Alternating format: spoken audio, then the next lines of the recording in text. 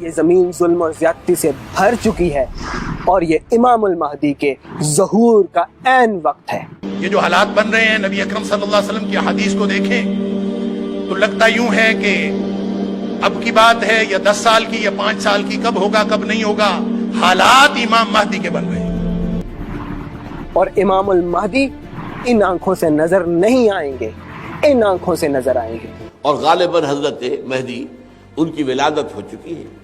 امام المہدی کے ظہور کا عین وقت ہے۔ امام المہدی اس وقت ظاہر ہوں گے جب یہ زمین ظلم اور زیادتی اور اندھیر نگری اور چوپٹ راج اور ظلم و زیادتی سے بھر چکی ہوگی۔ آج آپ کو یہ حدیث سنانے کا مقصد، ہم سب سوچیں کیا زمین ظلم و زیادتی سے بھر نہیں چکی؟ اسلام آباد جیسے پرسکون اور باقاعدہ اور ڈسپلن شہر کے اندر دن دہاڑے ہماری بچیوں کے سر قلم کیے جا رہے ہیں، دن دہاڑے یہاں پر قتل ہو جاتا ہے اور کوئی پوچھنے والا نہیں ہے۔ اگر آپ کو لگ رہا ہے کہ یہ زمین ظلم اور زیادتی سے ابھی نہیں بھری تو یہ اللہ کی آپ کے اوپر رحمت ہے کہ ابھی ظلم اور زیادتی آپ کے گھر میں داخل نہیں ہوئی، ورنہ باہر نکل کر دیکھیں، اپنی گلی کو کراس کریں، ہر گھر کے اندر ظلم ہے، ہر گھر کے اندر زیادتی ہے۔ گھروں سے باہر چلے جائیں، گھروں سے باہر نکلیں، آپ کو گلی گلی میں شور نظر آئے گا، گلی گلی میں خون نظر آئے گا۔ اگر آپ کو یہ زمین ظلم اور زیادتی سے بھری ہوئی نظر نہیں آتی تو جائیں اس زینب کے باپ سے پوچھیں جو حج کرنے گیا ہوا تھا اور اس کی بیٹی کا کیا حال ہوا۔ اگر آپ کو یہ زمین ظلم اور زیادتی سے اب بھری ہوئی نظر نہیں آتی تو جائیں قصور کی بچیوں سے پوچھیں۔ اگر آپ کو یہ ظلم سے زیادتی سے بھری ہوئی یہ زمین نظر نہیں آتی تو جائیں ان یمن کے بچوں سے پوچھیں جو بھوک اور پیاس سے بلکتے بلکتے اس عید پر مارے گئے۔ اگر آپ کو یہ زمین ظلم اور زیادتی سے بھری ہوئی نظر نہیں آتی تو اپنے اس گریبان میں جھانکیے کہ آپ کے بھائی صدام حسین کو سرعام پھانسی پر لٹکایا گیا، کوئی اف کرنے والا نہیں تھا۔ اگر یہ زمین ظلم اور زیادتی سے بھری ہوئی آپ کو نظر نہیں آتی تو آپ کا ایک لیڈر، وہ آپ کا ہی بھائی تھا، جیسا بھی تھا، گٹر سے نکال کر مارا گیا، معمر قذافی کے نام سے اسے جانتے ہیں ہم۔ اگر آپ کو یہ زمین ظلم اور زیادتی سے بھری ہوئی نظر نہیں آتی تو جائیں پوچھیں ان بچوں سے جن کے باپوں کو ان کی نظروں کے سامنے گاڑی کے اندر قتل کر دیا گیا۔ اور قتل کس نے کیا؟ سی ٹی ڈی نے، پاکستان کی فورس نے، انصاف قائم کرنے والوں نے۔ اگر آپ کو یہ زمین ظلم اور زیادتی سے بھری ہوئی اب بھی نظر نہیں آتی تو جائیں ان کشمیریوں سے پوچھیں، جائیں ان کشمیریوں سے پوچھیں جہاں عید والے دن دہاڑے ان کے نوجوان بچوں کو شہید کر دیا گیا۔ اگر یہ زمین آپ کو ظلم اور زیادتی سے بھری ہوئی آج بھی نظر نہیں آتی، آپ کے سینوں پہ آج اگر خنجر نہیں چلے تو جائیں ان فلسطینیوں سے پوچھیں، جائیں ان فلسطینیوں سے پوچھیں جو عربوں کو اپنا بھائی سمجھتے تھے، جو عربوں کو اپنا بھائی سمجھتے تھے، نہ صرف خونی بھائی، نہ صرف رشتے میں بھائی،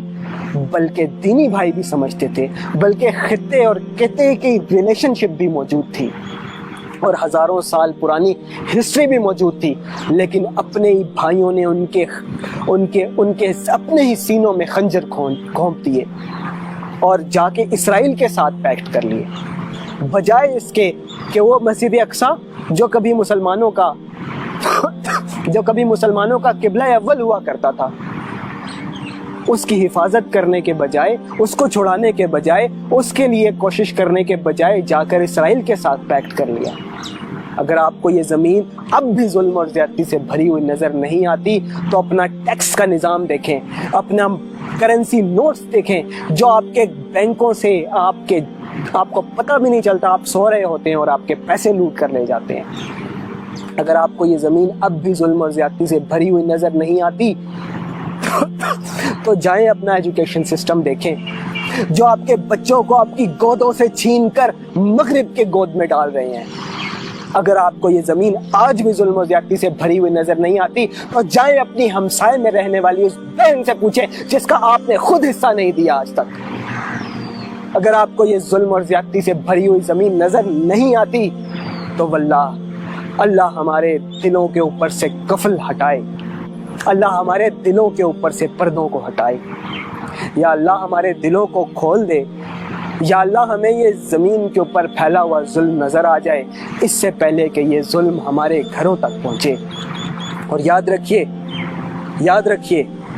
کہ زمین کے اوپر جو بھی زیادتی, ظلم, تکلیف ہوتی ہے